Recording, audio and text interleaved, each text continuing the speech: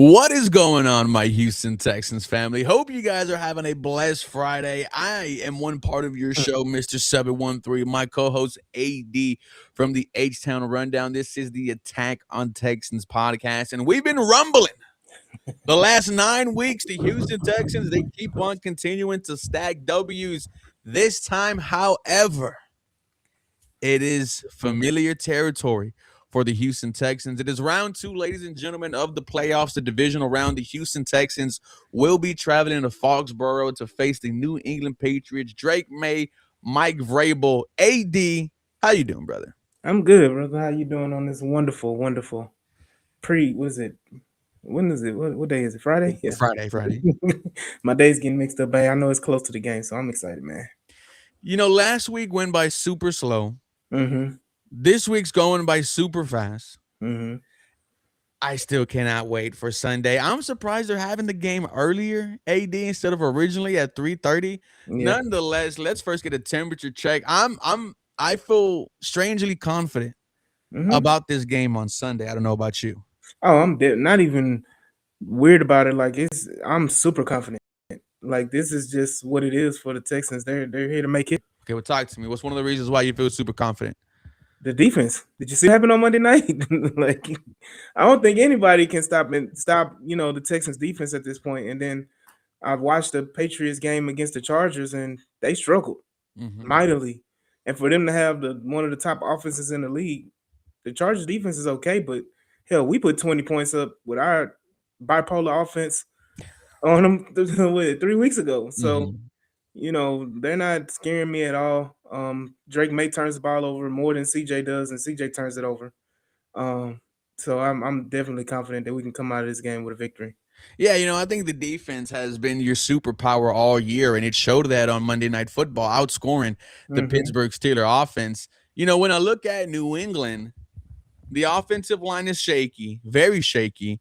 I believe Drake Maye was the 4th most sacked quarterback in the NFL. Yeah. He was sacked 5 times last week by the Los Angeles Chargers. So when I'm looking at these 2 All-Pros, Will Anderson Jr., Daniil Hunter, I know they're salivating at the mouth. I look at the running game from New England. I see Ramondre Stevenson, Travion Henderson. The Texans have shut down the run all year. I look at the passing attacks, Stephon Diggs, Hunter Henry, and Keyshawn Boutte. I have the best secondary in the NFL.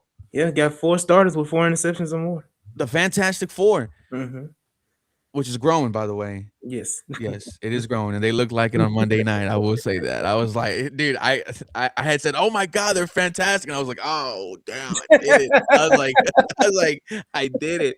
But the only thing you really got to worry about is Drake Maye, and I don't think that's a shot at anyone. But Drake Maye is playing at an MVP level.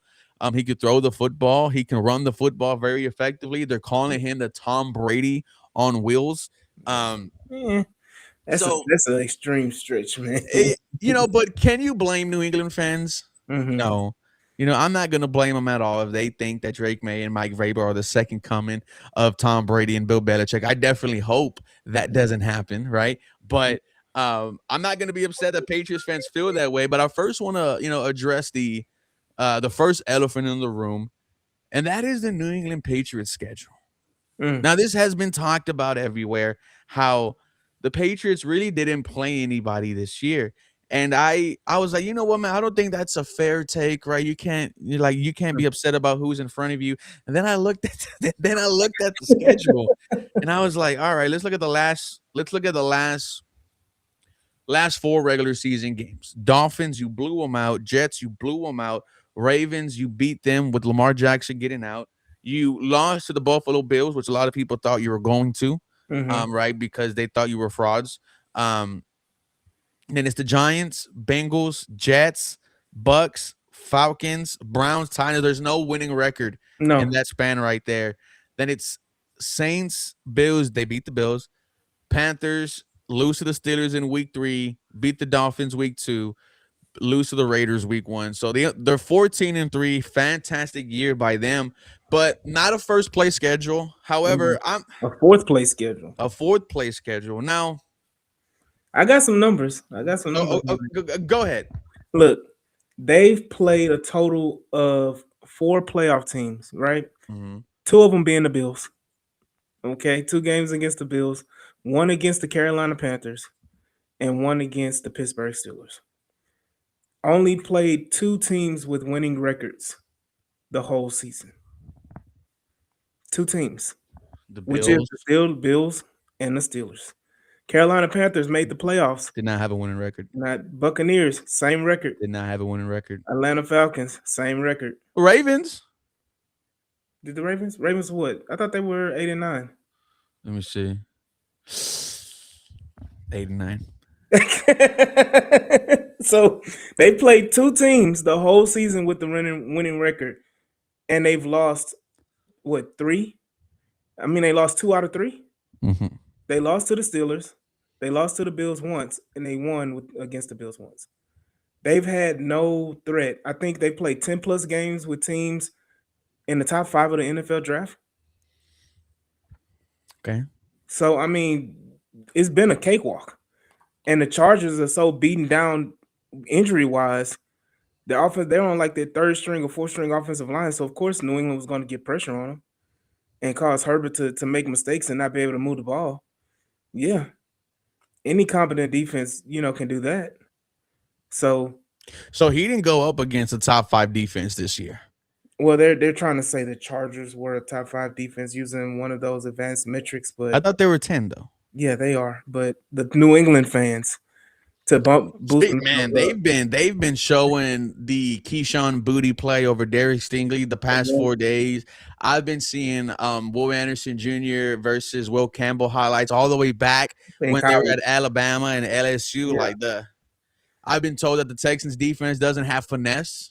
That's what I've been told, but anything. They're trying to find they're grasping at straws and they're trying to find any little daylight that can give them some form of positivity going into this game, because in all honesty, even if the Chargers had a good defense, it took you to the 4th quarter to score a touchdown. Like, it took you to the middle of the 4th quarter and I call it again, a Herculean throw by Drake Maye. Props to Drake Maye for being that good of a quarterback. He made a Herculean throw in between 2 defenders, dotted it for a touchdown. It took that type of throw just for them to score. They couldn't do anything in the red zone. Field goal. So I'm telling you now, if you're talking about you're going to try to win this game with 16, 17 points, that's not going to happen on this defense. So the Houston Texans are going to score a touchdown or 2 on offense. And your defense, yeah, for sure. And your defense is going to, hell, we scored 14 against the Steelers. I feel like the Steelers are a better defense than the Patriots. It's not what Patriot fans are saying. Yeah. Patriots fans say that they have a top 5 rushing defense. Are we really relying on the run like that? But I feel like we will. But then I also look at who they went against, and I don't see a lot of good. I want you to look at Devon Achane and look at his stats against the New England Patriots. Look at I want to go back and look at what Bijan Robinson did against the New England Patriots. So look at the guys, the actual good running backs that they've played, or teams that actually were good at running, and see what they did. Because Bijan had almost 1,500 yards rushing. So Chase Brown had 107 yards on him.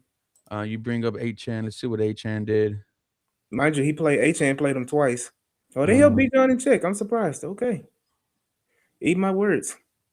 We're gonna run the ball regardless. Yeah, but we're gonna run that thing no matter what. Yeah, and I'm not expecting the Texans to sit up here and rely on Woody Marks to get another 100-yard game. Nobody's expecting that. What I am expecting is you to be competent, run it here, there, Nick Chubb to run it here, there, and CJ Stroud is going to throw the ball around like that.